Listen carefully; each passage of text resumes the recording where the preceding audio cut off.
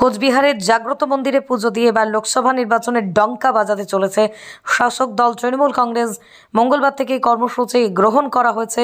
কোচবিহার জেলা তৃণমূল কংগ্রেসের সভাপতি অভিজিৎ দে ভৌমিক মহাশয়ের উপস্থিতিতে জেলার বিভিন্ন অংশে বিভিন্ন জাগ্রত মন্দিরে পুজো দিয়ে আশীর্বাদ গ্রহণ করে তবে এবার লোকসভা নির্বাচনে প্রচার অভিযান শুরু করতে চলেছে শাসক দল তৃণমূল কংগ্রেস।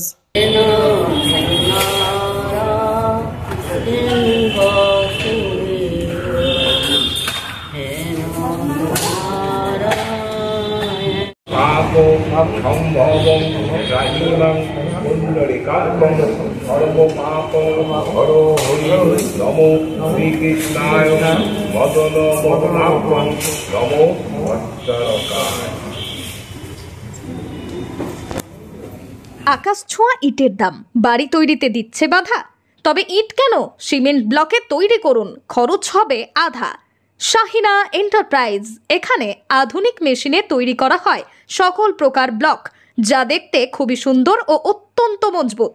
সুলভ মূল্যে ব্লক পেতে দ্রুত যোগাযোগ করুন 9844468001 অথবা 8436885659। Okhrabari, Shahina enterprise, Gitaldaha road. সামনে একটা বড় লড়াই, সেই লড়াই ঈশ্বরের আশীর্বাদ ছাড়া তো কিছুই সম্ভব না। তাই আমাদের কুচবিহারে প্রাণের ঠাকুর মদনমোহন ঠাকুর বাড়িতে এসে আমাদের মূল যে প্রচারের কাজ সেটা শুরু। আর কুচবিহারে 101টা মন্দির, জাগ্রত মন্দির, দেবত্ব ট্রাস্টের অধীন যে সব মন্দির, সারা লোকসভা কেন্দ্রেই সব জায়গায় পুজো করব।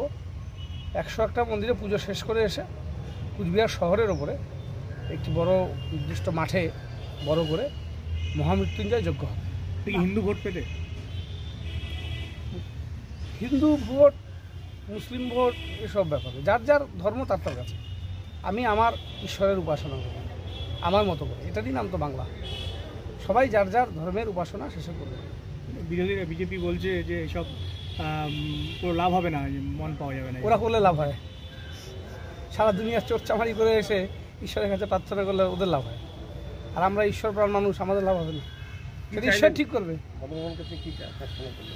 জয় চাই, সত্যের জয়, অধর্মের পরাজয়। সত্যের জয় হবে নিশ্চিত। বললাম যে গতকাল অনন্ত মহারাজ বলেছিল আমাদের ক্যামেরার সামনে যে অমিত শাহ বলে দিয়েছে ইউনিয়ন টেরিটরি হবে না। তারপরেই বিভিন্ন জিসিপিএর যে সংগঠন তারা এখন পথে নেমেছে, প্রতিবাদ করছে। তো কি মনে হয় যে এই যে এর ফলে যে একটা তো অনন্ত মহারাজের সাপোর্ট ছিল বিজেপির দিকে, এই ঘটনার ফলে সেই গ্রেটারদের সাপোর্ট কতটা বিজেপি? অনন্ত মহারাজকে একটা জায়গায় ধন্যবাদ জানাবো, সত্য কথাটা বলেছেন। এতদিন ধরে বলছিলেন না, এটা অনেক আগেই জানা ছিল যে এখানে কেন্দ্রশাসিত রাজ্য হবে। কারণ এখানে সেই ভায়োলেন্স নেই, এখানে সেই টেরোরিস্ট অ্যাক্টিভিটিস নেই, এখানে কমিউনিকেশনের ক্ষেত্রে কোনো অসুবিধা নেই। কী কারণে হবে একটা ইউনিয়ন টেরিটরি? এটা এতদিন উনি ভুল বোঝাচ্ছিলেন।